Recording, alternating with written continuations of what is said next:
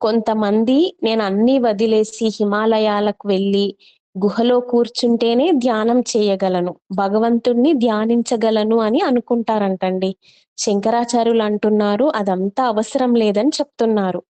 గేహేవా అంటే ఇంట్లో ఉన్నా సరే, ఇంట్లో పనులుంటాయి, అందరితో మాట్లాడుతుంటాము, పిల్లలతో ఎన్నో బాధ్యతలుంటాయి. అందుకని భగవంతుణ్ణి స్మరించలేమా అని అనుకుంటారంట. కానీ స్మరించవచ్చు అని చెప్తున్నారు శంకరాచార్యులు.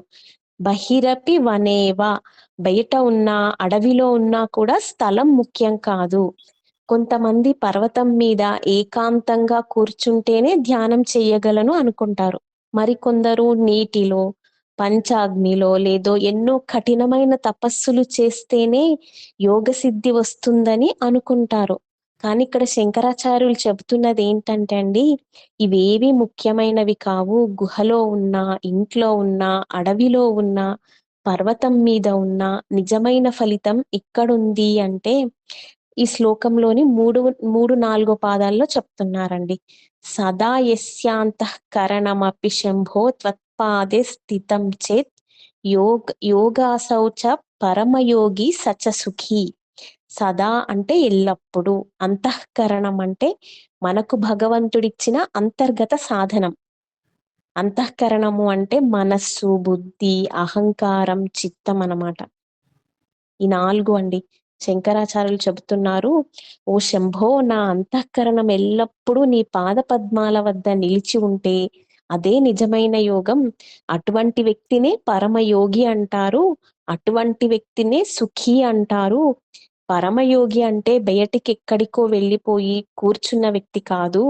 తన మనస్సు, బుద్ధి, చిత్తం, ముఖ్యంగా అహంకారాన్ని అన్ని భగవంతుని పాద పద్మాల వద్ద నిలిపిన వ్యక్తే పరమయోగి అంటున్నారనమాట. మరి నిజమైన సుఖం ఏమిటి? శాంతి ఉన్న చోటే నిజమైన సుఖం ఉంటుందండి. మనస్సుకు శాంతి ఎప్పుడు వస్తుంది? మన అంతఃకరణ భగవంతుని పాద పద్మాలలో నిలిచినప్పుడు అన్నమాట. ఇది 10వ శ్లోకంలోని పాదాబ్జ స్మరణంతో కూడా అనుసంధానం అవుతుందండి. ఓ భగవంతుడా, నా హృదయ పద్మం నీ ఆధీనంలో ఉండాలి. అదే భావం ఇక్కడ మరింత లోతుగా చెప్తున్నారండి. యస్యాంతఃకరణమపి తవ పాదే స్థితం చేత్ అంటున్నారు.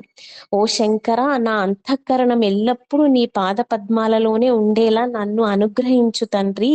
అదే మన ప్రార్థన అన్నమాట. భగవంతుడా, నాకు సత్సంగాన్నివ్వు, మంచివారి సాంగత్యాన్నివ్వు, నీ నామస్మరణ, జపం, కథలు, చరిత్రలు, లీలలు వినే అవకాశాన్నివ్వు. నా మనస్సు ఎల్లప్పుడూ నీలోనే రమించేలా చేయు. అదే నిజమైన సాధన అని చెప్తున్నారనమాట. మనకి ఏ జన్మ వచ్చిందన్నది ముఖ్యం కాదు, మనం ఏ ప్రదేశంలో ఉన్నామన్నది ముఖ్యం కాదు, ఏ ఆశ్రమంలో ఉన్నామన్నది కూడా ముఖ్యం కాదు. మన అంతఃకరణ భగవంతుని పాద పద్మాలలో ఉందా లేదా అనేది ఎవరికి వారు పరిశీలించుకోవాలని చెప్తున్నారండి. అదే మనం శివ భగవంతుణ్ణి, పార్వతీమాతను ప్రార్థించాలన్నమాట. మనల్ని ఎల్లప్పుడూ నడిపించండి, మాకు సత్సంగాన్ని ఇవ్వండి, మీ పాద పద్మాలని పట్టుకొని ఉండే భక్తినివ్వండి అని మనం ఎప్పుడు భగవంతుణ్ణి కోరుకుంటూ ఉండాలి అని చెప్తున్నారనమాట ఇక్కడ శంకరాచార్యుల వారు. అర్థమైందా అండి భావము?